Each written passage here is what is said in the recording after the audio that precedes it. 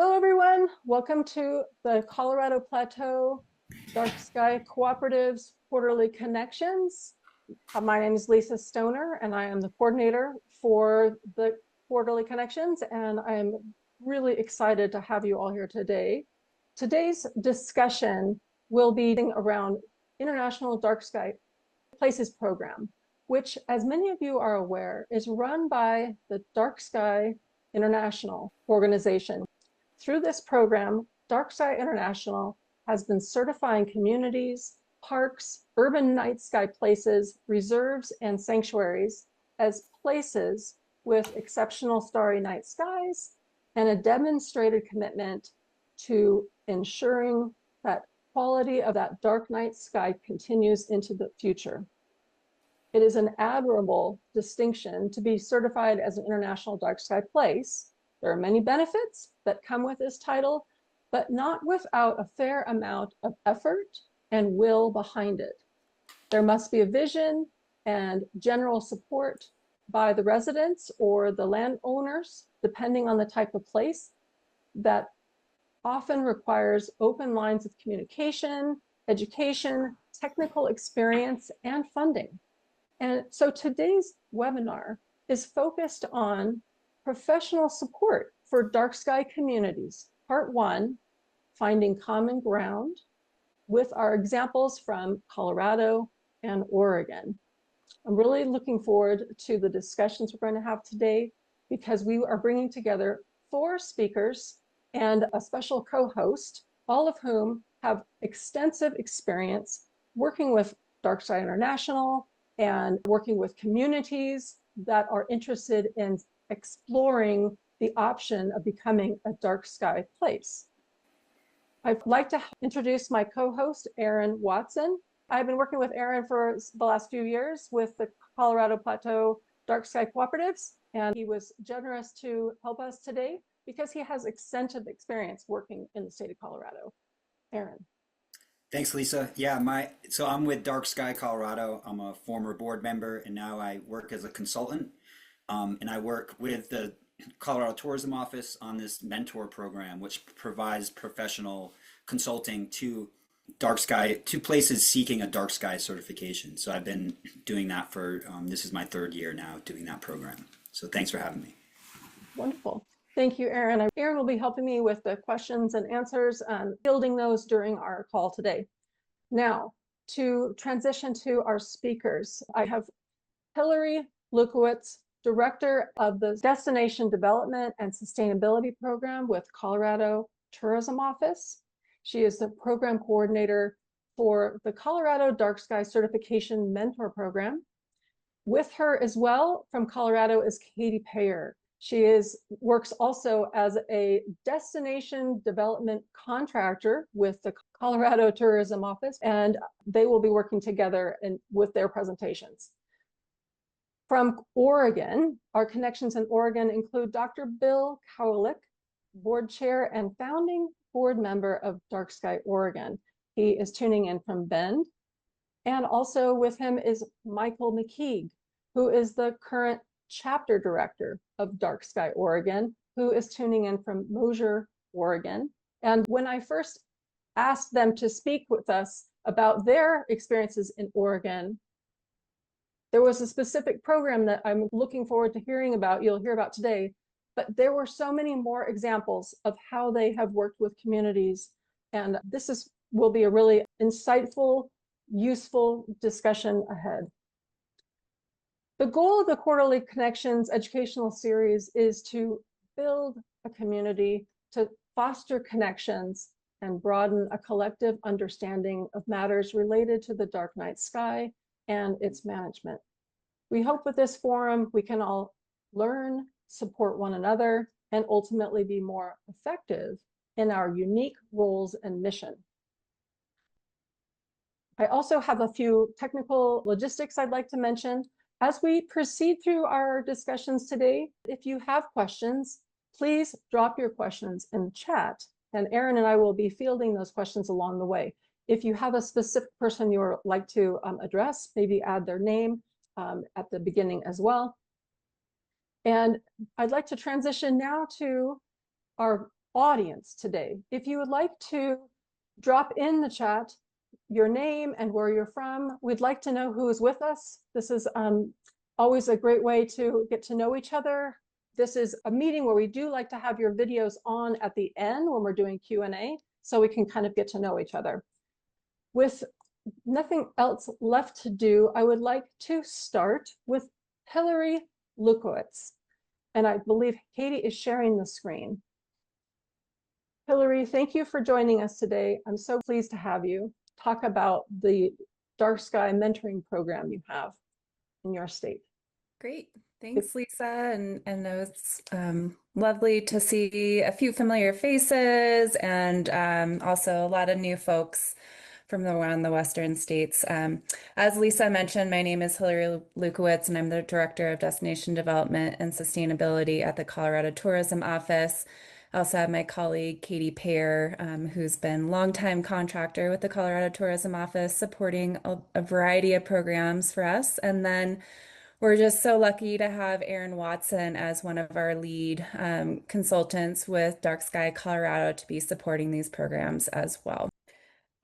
So just a little bit of context setting about who the Colorado Tourism Office is. We are a division of the Office of Economic Development and International Trade at the state. Our mission is to empower the tourism industry by inspiring the world to visit Colorado responsibly and respectfully. And we've really ensured that we've evolved our programming over the years and had a big sort of push during the pandemic to ensure that really community quality of life comes first when we're doing any type of tourism planning and development. So that destination stewardship piece is key for us, as well as economic vitality and industry leadership. All right, so I'm going to go ahead and dive into the program overview, and Katie, you can go to the next slide. What we're going to focus on today is just talking about the evolution of programs we've had at the Colorado Tourism Office in partnership with DarkSky Colorado over the years. So I'll give a little background context and then talk about how the program has evolved since 2022. And then we'll provide a few case studies to help you visualize what these programs have looked like for communities. So we were really lucky. We had a state representative who was an advocate for DarkSky certification and DarkSky in general. So in May of 2022, Colorado House Bill 1382 was passed. And the purpose of this House bill was to develop the Colorado DarkSky Designation Technical Assistance Grant Program. So really it was be able to provide support to communities that were interested in pursuing certification. And what this House bill did was give us a one-time $35,000 payment that went to the Colorado Tourism Office to manage this program and get it off the ground. So I'll talk in fiscal years because that's what we do here at Colorado Tourism Office, and our fiscal years start in July and they end in June. So in fiscal year 2023 is when we launched this program. Since then, we've been funding this program through the Colorado Tourism Office and had a dedicated budget line item within destination development to support all the programs that we run with DarkSky Colorado. So the overall objectives of this program is to increase collaboration between state and local tourism leaders, making sure that the tourism office is really leading the way and providing resources for our partners and ensuring that we can connect them to those subject matter experts to try and go for a certification. Of course, reducing light pollution and reducing energy consumption across the state is incredibly important and a goal as well. Increasing local and regional quality of life through enhanced health and well-being, cultural heritage, and sense of place. So going back to that destination stewardship piece, that with any tourism planning and development, that we're putting our communities first. Increasing the value of visible night skies and their benefit to local wildlife and ecology is another goal. And then, of course, increasing certifications across Colorado and positioning Colorado as a leader in DarkSky certification. So a little bit about how these programs are set up. So the Colorado Tourism Office contracts directly with Dark Sky Colorado. And so we kind of manage all components of the program. Our programs are competitive application based, and we've actually shifted that for this current year, but I'll talk about that evolution. So the tourism office is reaching out to our partners for them to apply and overseeing overall program management. Our programs are open to destinations, and that's defined as parks and communities. Back when we first started this, anybody who was participating in the program had to submit initial inquiry for certification. And then, of course, the whole goal is to get this out from the tourism office is to market this to our potential visitors and get them interested in visiting communities and having that dark sky experience. So a little bit more about the programs. So the name of the program is the Dark Sky Certification Mentor Program. And what we do is we pair communities or state parks directly with a Dark Sky Colorado mentor. And those are our subject matter experts. We've worked extensively with Aaron over the years, and there's a lot of other fantastic mentors that are connected to Dark Sky Colorado that can provide that technical assistance, that consulting support to ensure that communities and state parks have what they need to apply for dark sky certification. So for the first year, we worked with 4 locations and had 50 hours of consulting.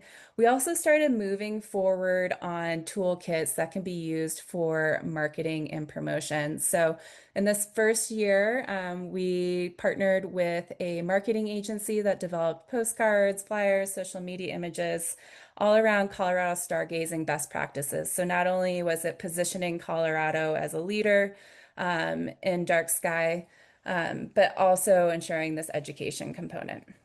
We've had a lot of interest around the dark sky programs. And before I go into that, this is a great example of the toolkit and the media opportunities that partners can utilize. So this is one of the postcards that our partners can print out, positioning Colorado as a leader and then also providing the educational opportunity.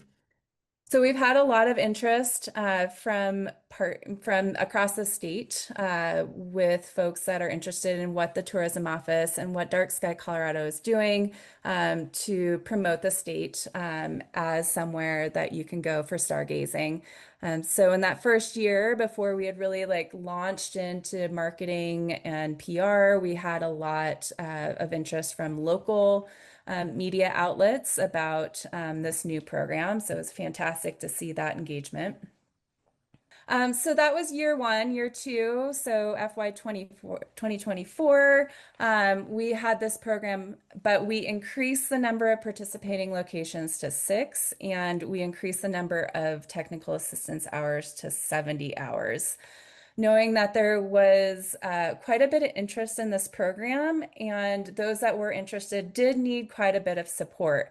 We were also trying to figure out what we could develop around replicable tools. So a lot of our partners are having the same challenges and opportunities. So what could we create so that our mentors who are providing that technical assistance weren't just providing the exact same tools and resources to each partner they are working with. We also introduced a new part of the program, which is on-demand technical assistance, meaning that you didn't have to apply for the program. Anybody could submit a form to receive up to 10 hours of technical assistance from Dark Sky Colorado, because maybe they didn't need the full 70 hours. And so it was more of a light touch component for those who needed support that wasn't that full 70 hours. We also started moving forward on the marketing and promotion piece. And so we developed the Colorado.com page. Colorado.com is the website that the Colorado Tourism Office owns for all things visitors coming to Colorado. And I want to highlight, kind of where with destination development within the Colorado Tourism Office, we work directly with partners to provide them the tools and the resources to develop tourism experiences and attractions. And so one thing that we try and do is be that promotional outlet and support for our partners. So we developed a dedicated page called Colorado Stargazing that promotes all certified destinations within the state.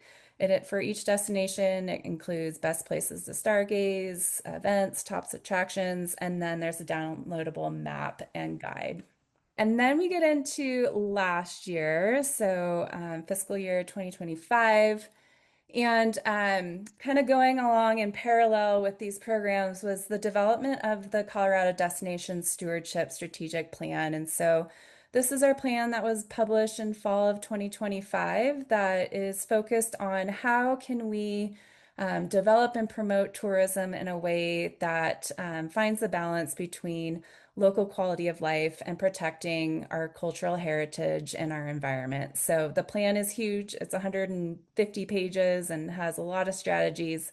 But one thing that's exciting is we have strategies that are directly related to promoting and preserving our dark skies. And so with that, we started collaborating more closely with Colorado Parks and Wildlife to develop a new program that was specific to state parks that offer overnight camping. All right, and so we continued the mentoring program that we traditionally have been running since 2022. We only had 4 destinations for this year. We were hoping for 5, but we were starting to see a decline in communities that needed this full 70 hours of technical assistance because we had just worked with enough communities at this point. And we were also developing those replicable tools so folks didn't need that full-blown program. But we did see a lot of great success with our state parks program. We worked with 13 state parks that were paired with a mentor. They received 20 hours of technical assistance. We also had a series of webinars, and then there was also some on-site visits that were done as well. One of the great things that we had with the partnership with Colorado Parks and Wildlife is that they did provide sky quality meters for all of the partners who were in need of that. So that's a real quick and dirty on the programs. I just want to highlight where we've been working since 2022. So this is the broad range of partners that we've worked with over the years. And then kind of take a look next at what we're doing this year. I think that's the next slide. So one thing that was really great as we worked through these programs and we started doing marketing and PR around what our communities were doing and had available for stargazing opportunities was that we were starting to see a lot of articles and media come out from National Geographic to Westward, where they were starting to promote Colorado and position Colorado as a state to come for experiencing the night sky. So we still have a lot of interest from local media in the specific programs that we offer, but really this is meeting our goals of ensuring that we're getting the information out to visitors and positioning Colorado as this incredible place to see the night sky. And I think the next slide, yes, is what we're doing this year. So as I mentioned, we are seeing a lot of replication across communities and state parks as what is needed. And so we've kind of ditched the full application-based programs and 70 hours of technical assistance. There's a lot of work that goes into having an application-based program, and we really felt that we could provide this on-demand technical assistance and remove sort of the administrative burden of having the application process. We're also working on a lot of replicable tools. So we've had a lot of webinars in the past that we now have publicly available, and we're going to have a quarterly webinar about specific topics. So any partner that's having the same challenges as the other community can either watch the webinar recording or join the ones this year. And we're hoping that will kind of ease the amount of technical assistance that's needed. And we're just kind of open to continuing to evolve it based on what partners need. We have the same opportunity for state parks versus destinations. And we're continuing to partner with Colorado Parks and Wildlife to provide those sky quality meters for our state park partners. And I think, Katie, it's over to you if I remember correctly. Yes, thank you, Hilary. I really appreciate that tee up. So I'm gonna go through just a few examples of the work that we've done with all of our partners. It's been a really amazing experience to work with dozens of partners over the past 4 years, and we're excited to continue the work this year. But I just want to highlight just a few examples of, like I said, the work that we've been doing. So one partner I want to just mention here is Browns Canyon National Monument. So this group came to us in our inaugural year, so in FY23, that was the fall of 2022, and the group Friends of Browns Canyon came in as the applicant, and that was the year that folks received 50 hours of consulting. So we paired up Friends of Browns Canyon, the group, with a mentor who had done a ton of previous work on DarkSky certification, including with the Gunnison Gorge National Conservation Area and with the Bureau of Land Management. So this area of Browns Canyon National Monument runs along the Arkansas River, which is kind of in the central part of Colorado, for those of you who aren't familiar with the state, and it's 22,000 acres of space. So a really good area to cover of dark sky potentiality. So our mentor came in and in terms of what he was able to do, he put together a framework for achieving dark sky certification for Browns Canyon. So really that was a work plan that talked about all of the different actions that the group would need to take on, put timelines around things. And it was just a really amazing tool that this mentor set up as a template for success that we were able to use for other of our partners in the future. This mentor also drafted the application. He developed a plan and instructions for the volunteers who were going out to take sky quality measurements. So put together an instruction document, a template spreadsheet for mapping out and documenting the measurements. And that was something that the group could just take and hand over to their volunteers with not a ton of extra explanation, which was really nice. And then the mentor also developed a stakeholder group and then really turned over the leadership to this group to maintain the dark sky certification well into the future. So there were many meetings held at a location called Chateau Chaparral, and that group continues to meet still to maintain their certification. And that actually is kind of where the success story comes from for this group. So as I mentioned, they went through our program in fall of 2022 through spring of 2023, and they were able to actually achieve certification last December, so December of 2024. Between the time in May of 2023 when they were done with our program and achieving that certification, they continued to follow that work plan that the mentor delivered on, hosting night sky events. They hosted a concert, a fundraiser. They organized a bunch of photography outings, and they were also able to tap into our additional hours of technical assistance, just a little bit here and there, review of the final application elements, just making sure all the T's were crossed and the I's dotted. And so Browns Canyon National Monument became Colorado's 18th certified place and our 12th certified park. I'd like to talk a little bit about one of our state parks as well that we have worked with. So as Hilary mentioned, last year was the inaugural year where we had kind of a focus on just the state parks. And we worked with a wide group of folks, wonderful state park managers. They all came to us in different areas of certification. Some were at the very beginning and some were much closer along the path of certification. But I'd like to highlight Highline State Park. So this is a park located in western Colorado in Mesa County. As I mentioned, they participated last year as a state park in this kind of first year. And as a reminder, this was the program where we gave 20 hours of mentoring for each program. I'm just going to call out Aaron. He was their mentor. Thank you, Aaron, for your great work with them. So some of the amazing work that Aaron did with them was conducting a lighting inventory of all of the fixtures throughout the state park. He helped guide and did some of his own sky quality measurements. He helped develop the lighting management plan to really regulate all of the lighting throughout the park and give park managers guidance on future purchases of lights, that kind of thing. And then Aaron developed the final application package, so all of the pieces that it takes to pull that all together and submit that. It was also great because Aaron was able to have a site visit to several of the state parks that were part of this program, and Highline was one of them as well. And it's really exciting because we're hoping that Highline will be able to submit their application for certification in just a few months, this December. So they've continued to document their sky quality measurements.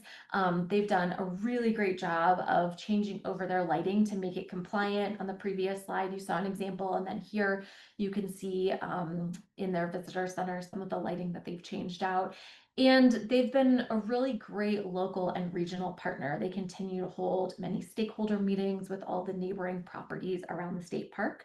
And so, like I said, we're just kind of keeping our fingers crossed that they can submit their application this December and we can add another park to our list here in Colorado.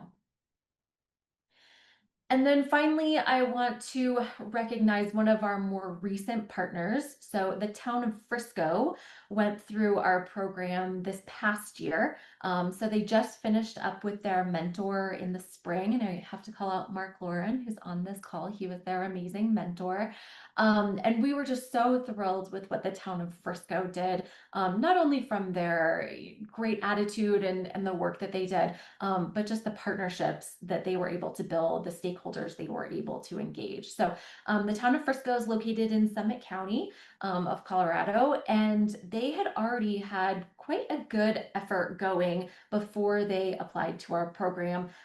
They had many folks who were already interested and involved in the application process, and they had already established a series of events called Park After Dark that was aimed at educating the public around what stargazing is and what the benefits are.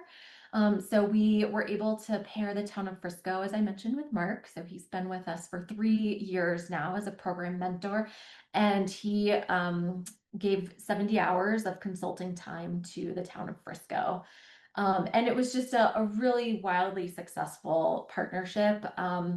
Mark was able to lead a lot of stakeholder engagement efforts. The town folks were already really into this, as I mentioned, and here's a great picture here of the group that was leading the charge. But Mark helped kind of set up town council presentations. There was a steering committee that was sort of in the works that he really got off the ground for, and is now just going gangbusters. Mark helped the group record sky quality measurements and get a big group of volunteers going on that. Hosted a bunch of outreach and education events. They presented to a bunch of first graders, which sounds super cute, about stargazing. Mark and the team conducted a bunch of lighting inventory and assessment work so that the town of Frisco knows what they need to do moving forward in replacing lights and updating their lighting. And finally, he drafted a lighting ordinance for them. So some really amazing work there. They're still a little ways away from actually submitting their application. We're hoping for next spring.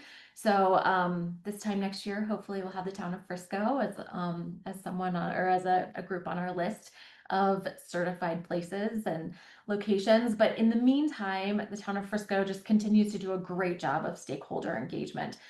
They continue to have local groups that they connect with, they present to. There's a huge group of volunteers, including a bunch of students that are supporting those sky quality monitoring efforts and documenting everything. They have, at last count, I heard 10 dark sky events planned in the next 12 months, which is really exciting. There's a photo here of a great event that Mark really led the charge on earlier this summer, had an excellent turnout. The town of Frisco is also working on finding a funding partner that will provide residents with 2 lights that they can put at their own homes that really go along with what the lighting ordinance for the town will be.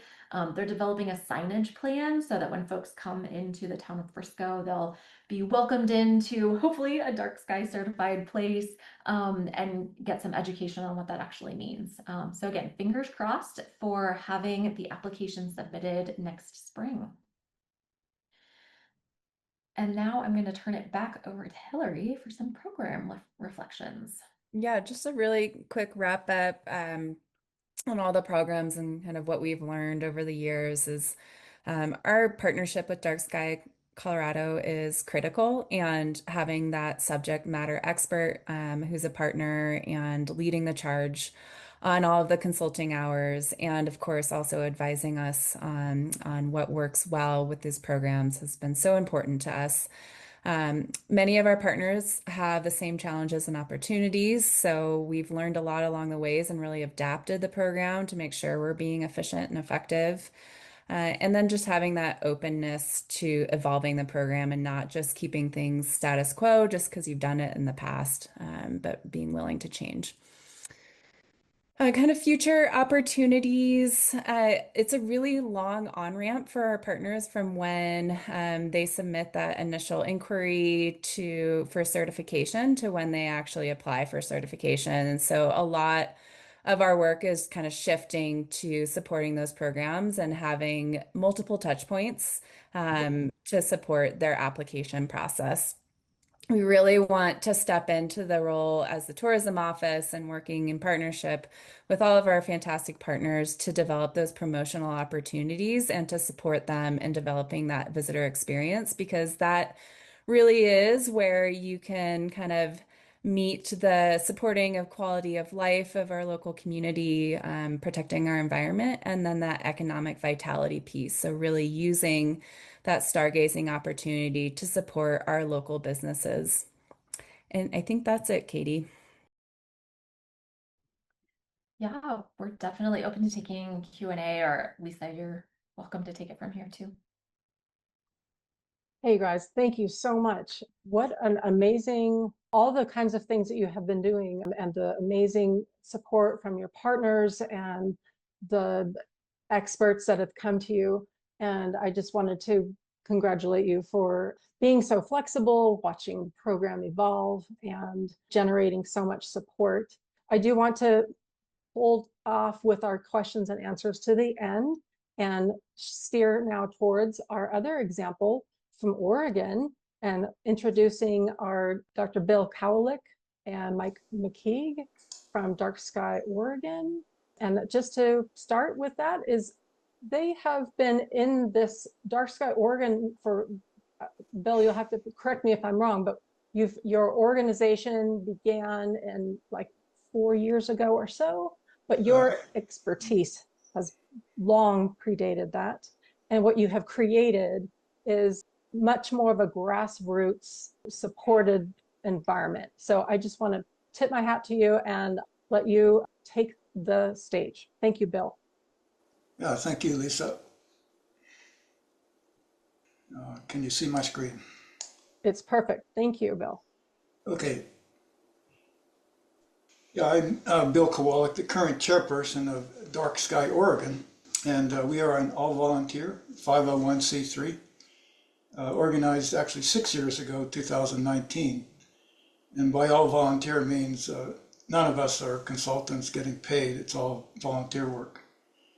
So this presentation by myself and my colleague to follow, Michael McKeag, is basically about how we reach out to the public, educate, and also support DarkSky initiatives in Oregon.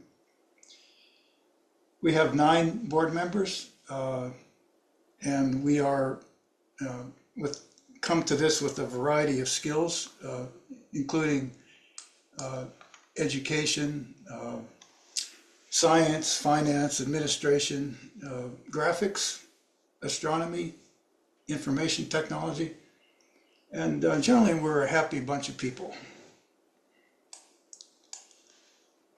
So one of the main grassroots efforts that we employ here in Oregon is presentations to public groups. These are typically given by the request of communities, travel associations, etc. And they're usually like a 45-minute presentation. We have 4 board members at present who give these presentations, and we often get requests for the slides by people in the audience, so that multiplies our effort because they go off and give the talk after some some counseling. So the thing is, in any presentation like this, there may be only a few people in the audience who actually take action. And some of them actually will go off and form a group, which turns out to be a big benefit for the Dark Sky effort. Now, one of the main sources of our outreach effort in the last couple of years has been funding from a visitor association group called Visit Central Oregon. They have something called a future fund where they take room tax dollars from overnight visitors' stays, get funneled back into the region. And the goals of this are, quote, to protect the tourism asset, to create a positive and long-term impact in Central Oregon, and also to support projects with broad community support. So we submitted applications 2 years running and received funds, which have been very, very beneficial to our effort. So in the first year, we had coordinated 9 nonprofits in Central Oregon, all of whom took a share of this $95,000 and implemented some Dark Sky project relative to their nonprofit operation. One of them was actually State Park here, Prineville Reservoir State Park. Dark Sky Oregon got $20,000 out of that, and the project was called Got Stars Central Oregon. The second year, 2024, we submitted a grant by ourselves and received $23,000. And all of this was focused on outreach and education and Visit Central Oregon funded these projects because they're motivated to maintain and improve on the dark skies in Central Oregon as a tourism asset. And we, as a nonprofit, are careful to toe the line because some places like City of Bend in Central Oregon, people perceive already have too many tourists. So we're careful to not go over the line. We're just trying to improve the quality of life in the night sky here. So what did we do with this money from those 2 projects? One of the first things we did, we realized that if we were to create public service animations, like 30-second, comedies, or not really, we try to get some humor in them, but they're not actually comedies, the representation of some aspect of the benefits of night skies. So we have so far created 6 of these animations, and they're at this YouTube site for download and viewing. And we're currently working on 2 more animations. So we put, from our grant money, $19,000 into those 8 animations using a company in Bend called Awfully Good Media. And we also spent $5,000 from the grant money to run them on TV and online in Central Oregon. So each one of them is 30 seconds long, and I'll play one here. The title of this one is Bees Get All the Credit. Bees get all the credit for pollinating, but did you know we moths handle the night shift? Pollinating at night is thankless work, and it's dangerous too, especially when those bright white outdoor lights are around. We just can't help circling them until we fall apart from exhaustion, and it takes the simplest of fixes to prevent it. See these amber lights? You humans can, but I can't. I mean, is this thing even on? So remember, when you turn on those bright white lights, you're getting in the way of some of nature's most important work. Do us all a favor and switch to amber. The birds and bees will thank you too. Another effort we invested money in to raise the consciousness of the general public in Oregon is to do radio announcements through Oregon Public Broadcasting. And I'll play one of them here as an example.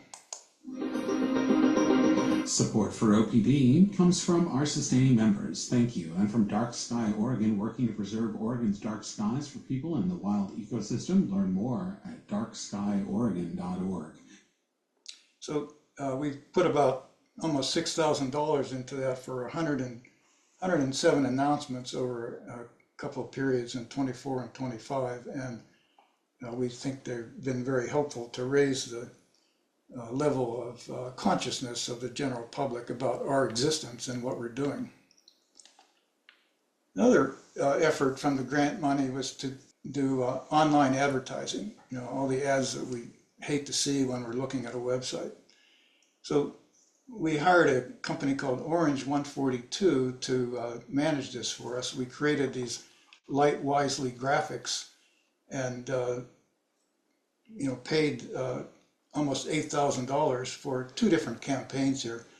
And the first one involved almost 600,000 impressions. So an impression is just the appearance of one of our Light Wisely ads on somebody's webpage, focusing on people in Oregon and also people who have an environmental sort of background. And companies like Orange 142 can apparently focus in on those, that kind of group of people.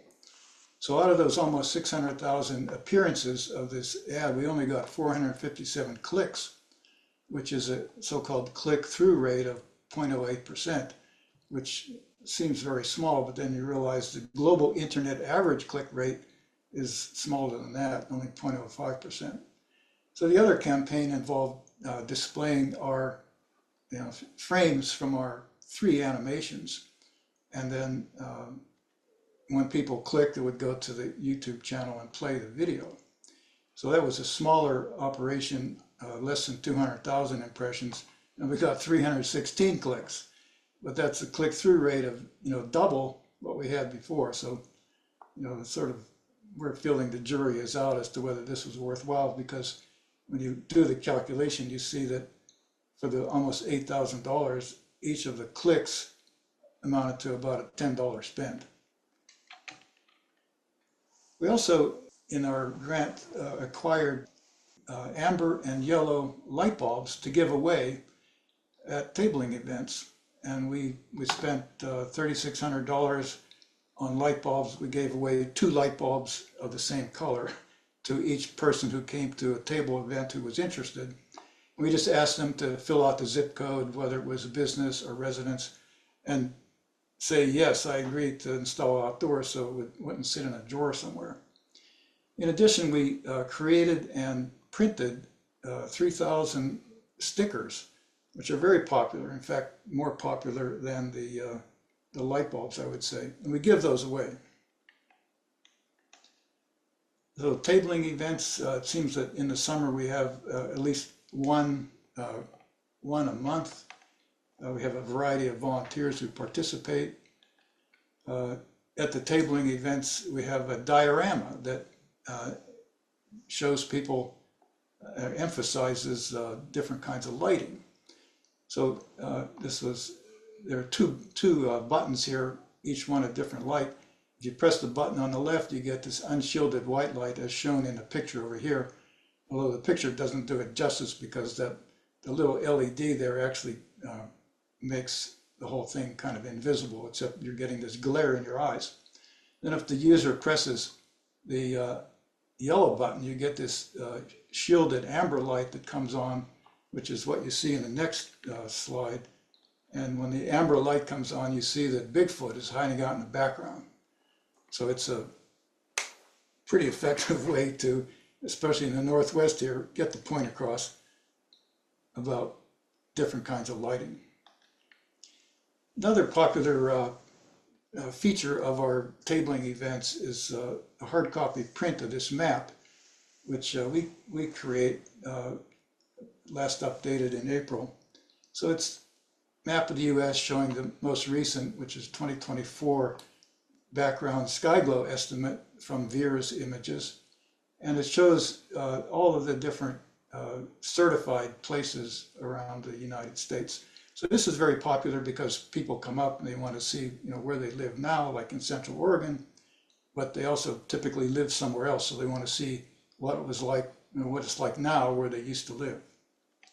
And this is a PDF file downloadable from our website, and you can print it and, ideally on a signboard paper so it lasts longer than otherwise.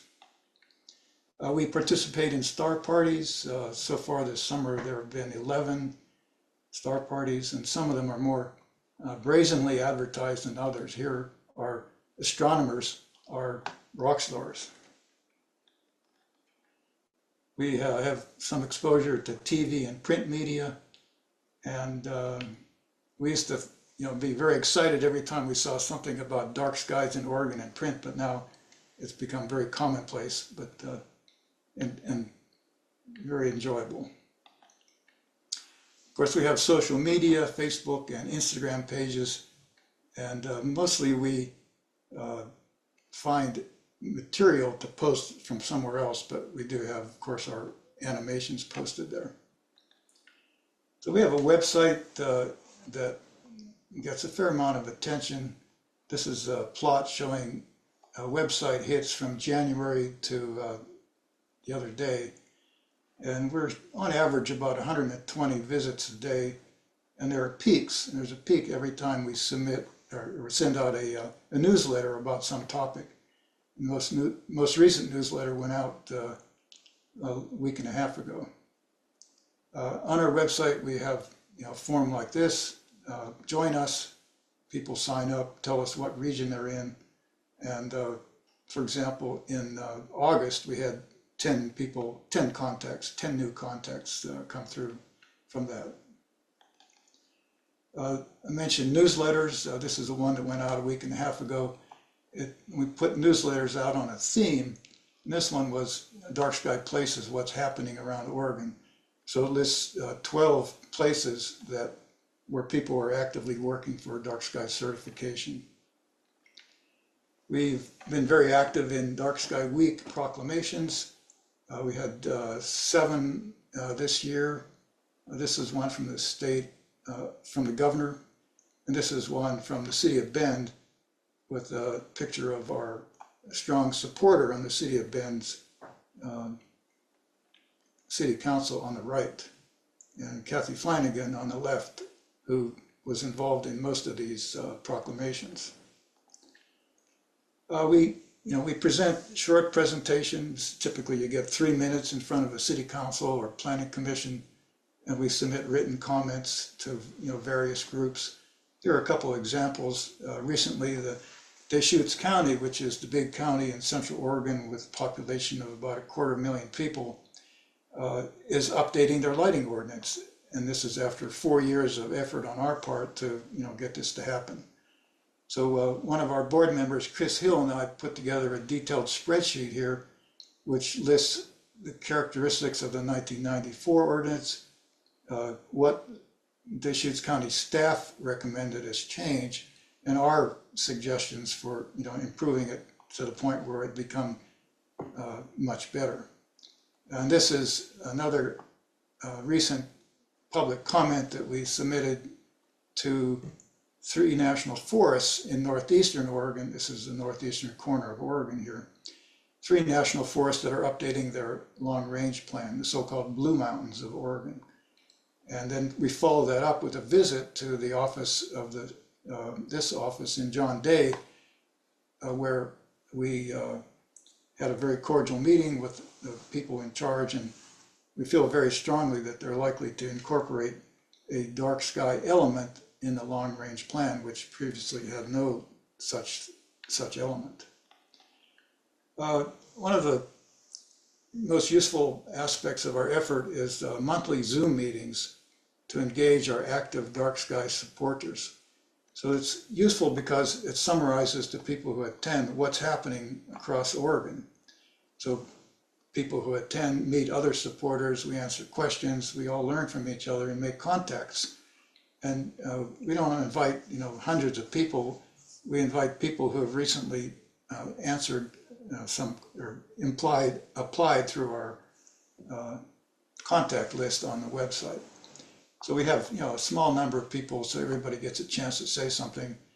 And the meeting, we have an agenda that the board members set up in advance, and we start with introductions, who is present, and we also have a most useful thing here: visitors and volunteers get to make comments about what they're working on. So that has led to the growth of dark sky groups in Oregon. We currently have these 8 operating, and there may be others we're not aware of. And an important aspect of the dark sky effort in Oregon is to recognize the significant value that visitor associations and chambers of commerce bring to the table promoting dark sky tourism. So Travel Oregon the equivalent of the Colorado group we just heard from, has been very active. They have a recreation grant funding program which supports communities or organizations that have some way of improving outdoor recreation. So they funded recently the city of Cave Junction in far southwestern Oregon with a Dark Sky initiative, Gateway to the Stars, to work toward Dark Sky certification. And also the city of Antelope received money in support of Dark Sky Lodging, which may be the first certified Dark Sky Lodging location in Oregon if it comes to pass. There are these other aspects of what Travel Oregon is doing, and most valuably, and somewhat analogous to the Colorado program, Travel Oregon supports Dark Sky consultations with Don Nielsen. A list of other travel organizations here, very active. Travel Southern Oregon has a special call out here because Travel Southern Oregon, led by Bob Hackett in association with Don Nielsen, are the group instrumental in bringing the Dark Sky Sanctuary in Southeast Oregon to fruition. As you may be aware, that's currently the largest certified Dark Sky Sanctuary in the world. And not the least mentioned here, chambers of commerce, which are active. Lake County, part of that Dark Sky Sanctuary, and also the Oregon Frontier Chamber. So that's the end of my part of the presentation, and now we'll switch to Michael McKeag. Thank you, Bill. That was wonderful. And now we're going to pass it to Mike McKeag, who will be sharing a little more details about some of the data collection they have done and how that speaks to the efforts in Oregon. Thank you, Mike. I trust you're seeing my screen. Looks great. Okay. Well, our goal is to persuade and inspire action through objective, scientifically rigorous data. To that end, we operate a statewide network of recording sky quality meters. We set up handheld sky quality meter measurement programs for dark sky place applicants. We perform outdoor lighting inventories for dark sky place applicants. We update regional zenith and all sky brightness model maps from annually updated satellite observations, revealing the rate of loss of dark night skies if current practices are not changed. We're developing an affordable and accessible means for all sky brightness mapping to quantify the impact of light pollution, not just on the night sky at zenith, but also across the entire sky from zenith to horizon. Our support of dark sky community lighting ordinance development illustrates a theme throughout our work, leveraging past experience, don't reinvent the wheel. The propagation of outdoor lighting ordinance is an example.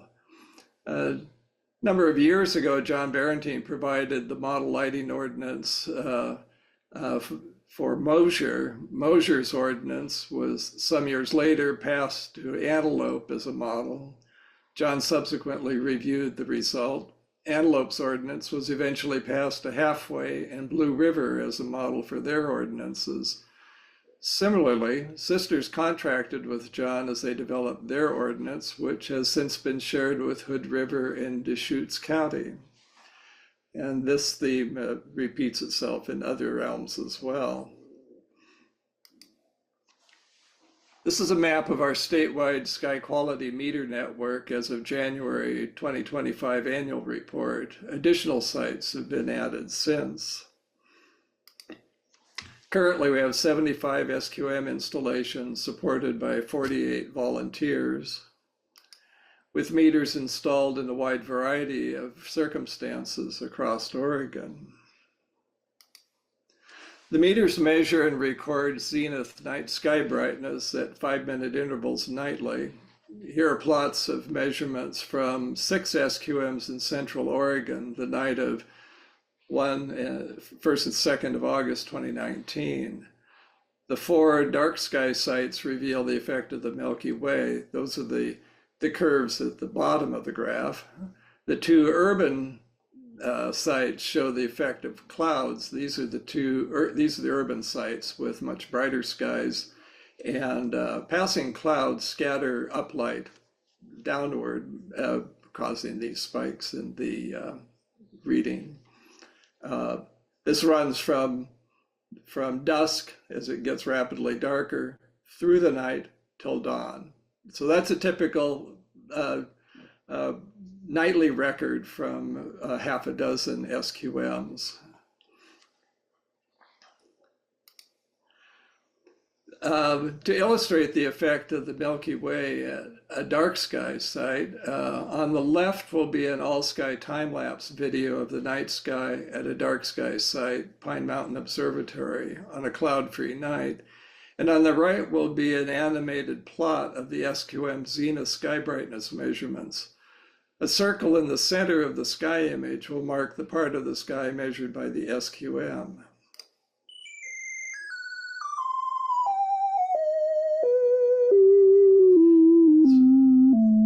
And you'll see the Milky Way rotating through the sky as the Earth rotates.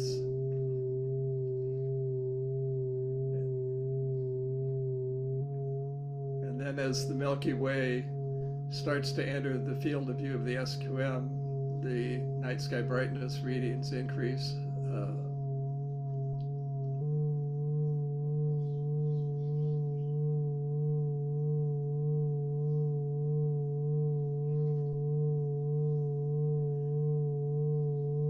And as the Milky Way rotates out of the field of view of the SQM, of course, the readings become darker again. And the whole trace on a clear sky is quite smooth. And now as dawn approaches, the sky brightens rapidly.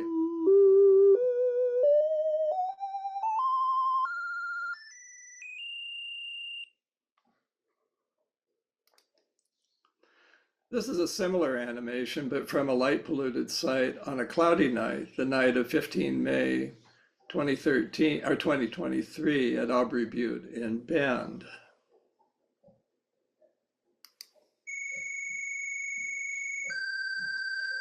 Again, the rapid darkening of the sky.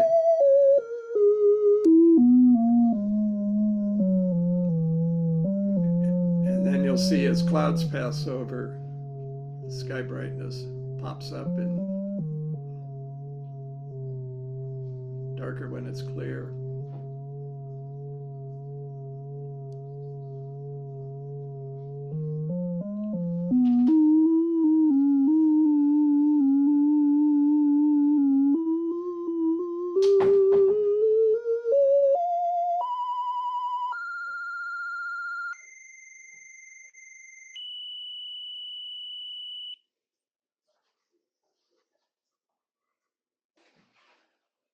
So this is a plot of zenith sky brightness data from all of the SQM sites as of January 2025 annual report, ordered by median night sky brightness, with brighter sites to the left, darker to the right. Sky brightness is expressed in magnitudes per square arc second, with larger values corresponding to darker sky. This data is employed in identifying potential dark sky places and supporting dark sky place applications.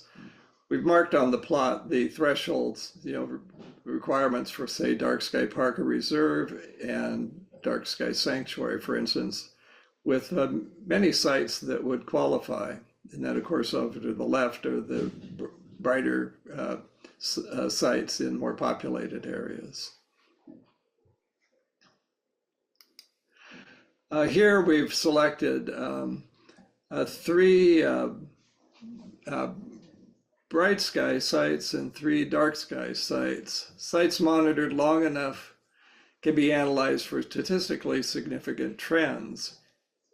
Here the 3 suitable light polluted sites and 3 dark sky sites are selected for long-term trend analysis. And this is the result of that analysis applied to these 6 sites. Zenith night sky brightness trends over 5 years at 3 populated light polluted sites and 3 remote dark sky sites are plotted. The light polluted sites all show an upward trend. The observatory site on the east side of Bend is increasing at 7% per year. Zenith night sky over remote sites is not yet affected by urban light pollution. A limitation of zenith sky brightness measurements is they do not reveal what may be happening to the night sky at the horizon. These places on the edge of populated sites, they are seeing an increase in their zenith sky brightness. These more remote sites, there may be an effect closer to the horizon, but not at the zenith, as shown in this analysis. These are night sky 180-degree panorama images from Antelope that document urban light domes on south and north horizons of this international dark sky community applicant. These effects on the night sky are not revealed in SQM Zenith night sky measurements. Night sky panorama photography provides at least qualitative documentation of horizon light domes, and this is also an example of one of the services we offer night sky place applicants.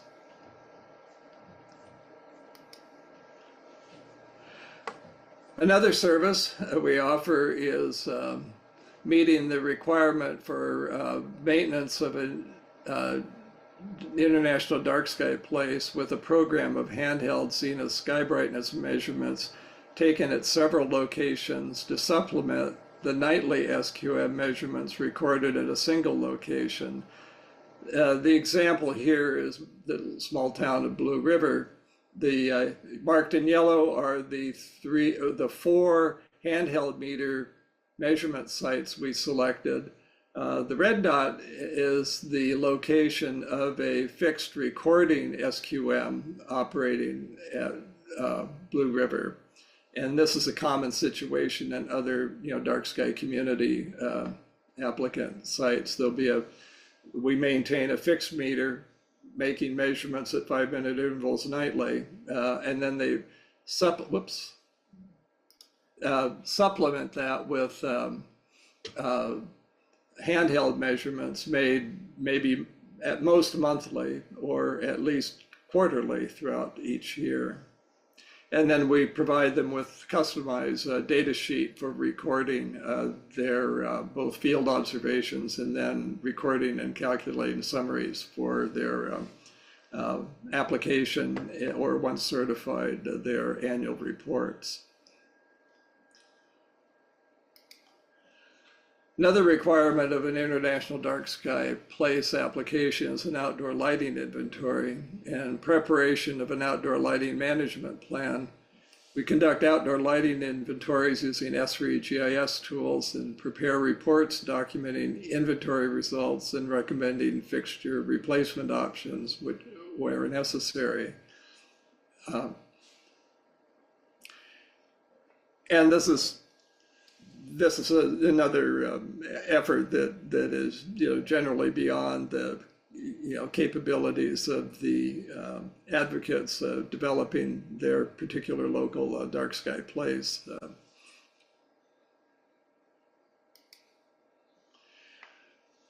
We've also been preparing annual updates to SWOMI NPP satellite VIIRS instrument day-night band data applied to atmospheric light dispersion models to provide updated maps of regional light pollution distribution and evolution. In this example, the shaded map background is the Oregon Zenith Sky Glow model for 2023. The labeled contour lines show the position of the boundary of zenith pristine night sky, 21.9 magnitudes per arcsecond squared, in 2015, the orange contour, and 2023, the red contour. During that 9 years, light pollution from surrounding cities expanded outward by 15 miles into the Oregon outback, that dark zone to the lower right. That amounts to an advance rate of 1.7 miles per year. At this rate, in 24 years, there will no longer be pristine sky overhead in the Oregon outback. These maps are very impactful in communications with citizens and public officials.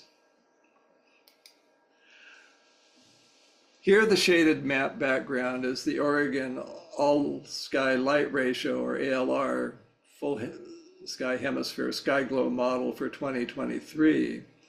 The labeled contours show the position of the boundary of pristine night sky, ALR value 0.01, in 2015, the orange contour, in 2023, the red contour. During the 9 years, light pollution seen across the entire sky down to the horizon, originating from surrounding cities, expanded outward by 37 miles into the Oregon outback.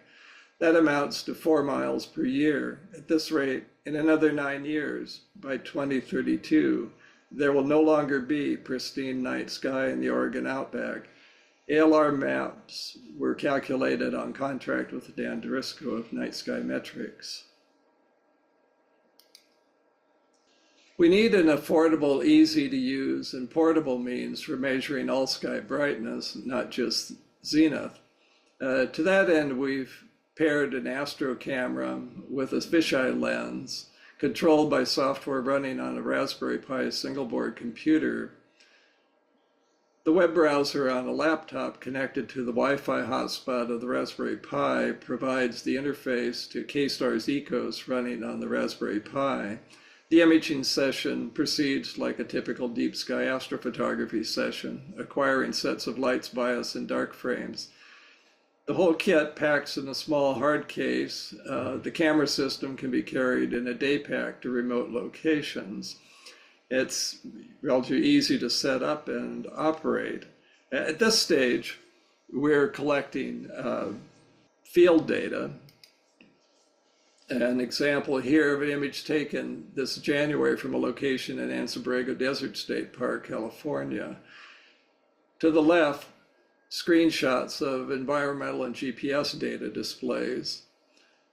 A recording SQM is set up to measure zenith sky brightness during the imaging session as a reference, looking ahead to eventual calibration efforts. We're gathering field data in preparation for the next step, developing the process for producing calibrated all sky brightness maps from raw image data. Meanwhile, we've been collecting image sets from dark sky locations under suitable sky conditions when we have the opportunity.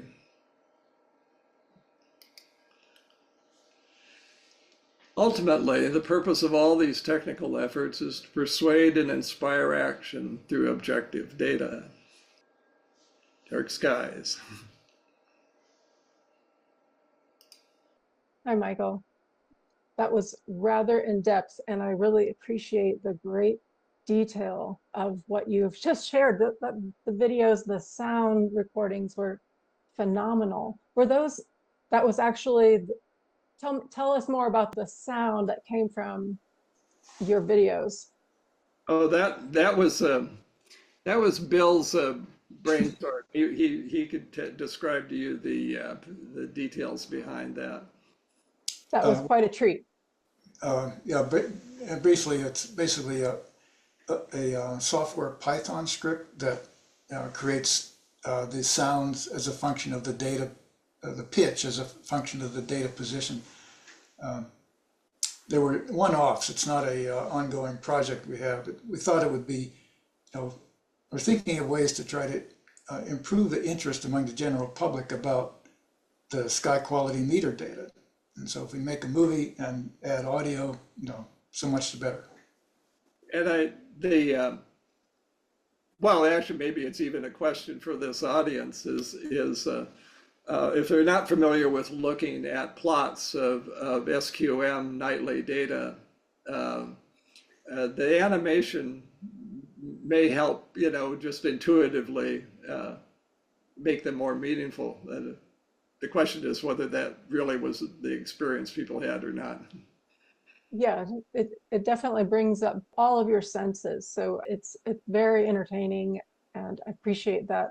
I do welcome everyone to turn on your videos for this segment after the presentations have now been completed. We do want to open up the floor to any of your questions.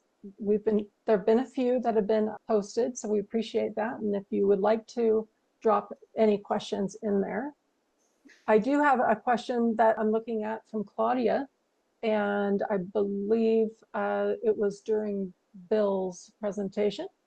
What type of SQM do you use in the parks? Are they dedicated or handheld? Well, If dedicated, are they plugged in or battery operated? oh yeah.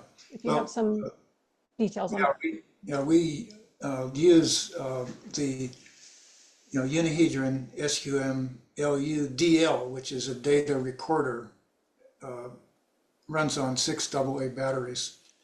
We experimented with Wi-Fi connected ones. I have one running at my house, which requires the Wi-Fi connection. It requires a Wi-Fi connection and also a dedicated 24/7 computer that basically never goes down. So it's a rare experience in our locations. So we use the battery operated SQMs by preference. And I guess the other question was, we use, depending on the size of the park or the community, we use one recording SQM, and people go to different sites with the handheld SQMs during new moons. I wanted to mention that this message came in from Claudia, and this is an example of the nature of this community learning from each other.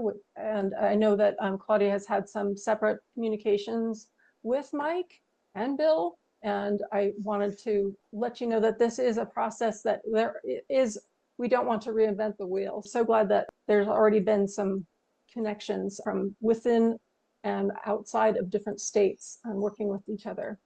Bob Grossman, I see you have a question. I want to thank Bill and Mike for a really good presentation of what they're doing out there. It's very impressive. Taking a bunch of notes, Bill and Mike, and I'll be in touch with you on that.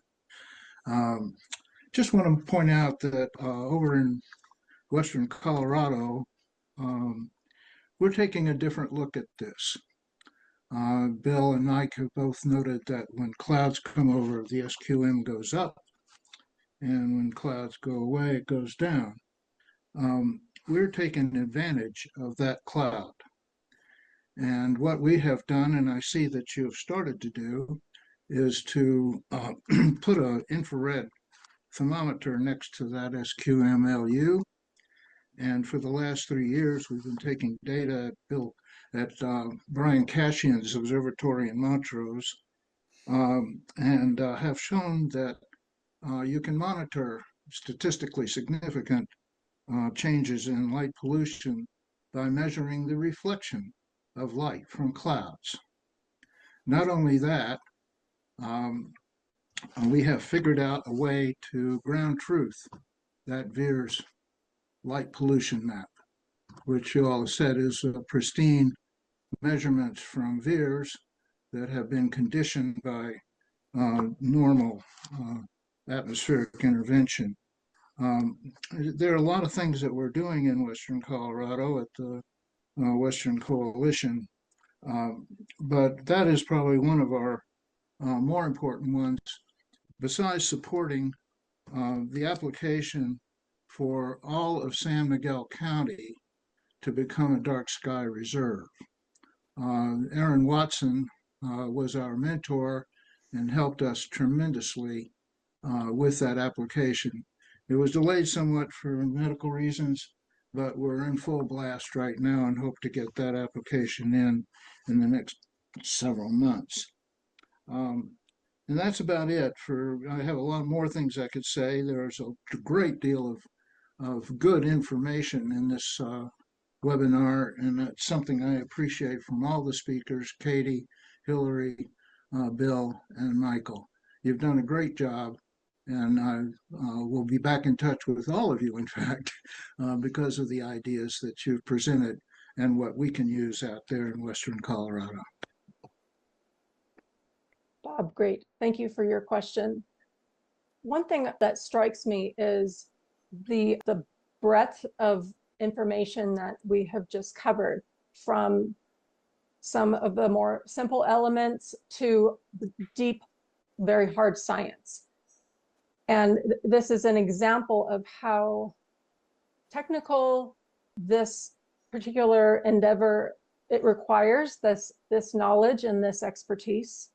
But it also, if you are a new community or advocate trying to rally support, it doesn't start from that extreme expertise. I'd like to recognize some of the efforts that DarkSky International has provided to make it simple for communities in finding the first level of information. There's an advocate network that they do support and provide other educational webinars. And one thing that's come up recently that didn't come up in our talks today, but identifying if you have a code that's already in place and is it DarkSky compatible, or perhaps having a model lighting code or statute to follow.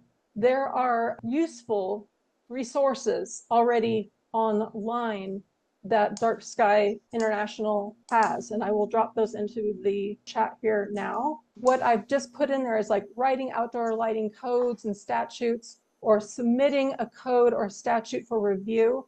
Can I ask our presenters today, how have these newer resources been utilized? Have they been incorporated? Maybe we can start with Hilary or Katie in Colorado. Have you been utilizing these newer tools in any way? I'll let Katie or Erin take this one. Yeah, I was going to say Erin would be more. Okay, it's very specific. Trying to make it accessible is what their goal is. And I wanted to make sure that it's noted here that there are these tools. Erin, could you take that I one can for us? speak to that. Yeah, we've definitely switched over to advocating to use those new resources on the lighting ordinance templates. We hear that's the way DarkSky is going, and it just provides a really great template to use that's accurate and it works and it's been tested. Before we're just kind of like piecing together applications from other DarkSky places. So these new templates really give us a great framework to work from. So yeah, we've been pushing those since they've come out in the last year. Thank you, Erin, for explaining that. And similarly, the kind of successes that you all have known now in your various communities and in your different states, and I call on anyone on the call from other states that have joined. When you are trying to meet people where they are, what have been the most important aspects of those meetings? Is it having a local voice? Is it having videos? We've seen some lovely short videos, surveys, having the technical expertise at these meetings. This is an open question. I'd love to have anyone who has been through this process kind of reflect on those early moments of a new community getting started. What have been the low-hanging fruit? What's the best approach? Any nuggets of knowledge that you'd like to share? Well, from a point of view of our statewide group, the most important thing is that local people, start a DarkSky initiative. Because even here in Central Oregon, I happen to live in the city of Bend, and people from other cities in Central Oregon don't necessarily want to hear from me and tell them what they need to do. It's only going to work if people from that community, sort of take the initiative. We've been sometimes instrumental in getting these local groups started, because our practice is they contact us maybe through our website, and we'll invite them to one of our monthly meetings, learn who they are, where they're coming from. As our network of contacts is expanded, often we can introduce them to others in their community. They didn't know each other yet. We introduce them, and you start building this little snowball that then starts self-aggregating, and you get a new community group going. Bob, I see a question. Yeah, you've addressed a really important question, I think, Bill and Mike and Lisa, and that is community apathy. We can be really passionate about dark sky, but our experience out here has been it's very difficult to really bring the community together. It's taken us years and years to promote the idea, and I wonder if there could be a discussion about how do you beat community apathy. You've given one suggestion, invite them to meetings and so forth, but you first got to find the people, and then there has to be a critical mass to carry it forward. And I just wanted to open that discussion if it's possible.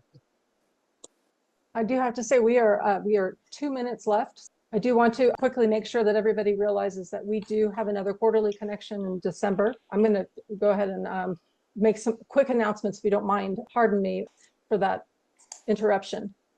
We do have another quarterly connection in December. We will continue this discussion at that time. This will be professional support for dark sky communities, who can benefit and how, and perhaps we can address that question at that time. I do hope that you will stay tuned and follow our website. And at the end of this session, when you have a chance, if you could please give us some feedback in our quarterly connections feedback survey. I just dropped that in the chat. And I do want to make a sincere thank you to our speakers, Bill Kowalik, Michael McKeag, Hilary Lewkowitz, and Katie Payer. We are so grateful for your knowledge and your expertise and what you have provided. And I thank you, Bill, for providing your contact. There are other questions that you might have considered asking. If you could send those to me, I will reach out to our speakers and get some feedback and provide that back to you. We are at the end of our time, so I do have to say thank you all for joining us. Aaron, thank you for being my co-host today. I appreciate your input. And until next time, we'll see you. Take care and enjoy your dark skies.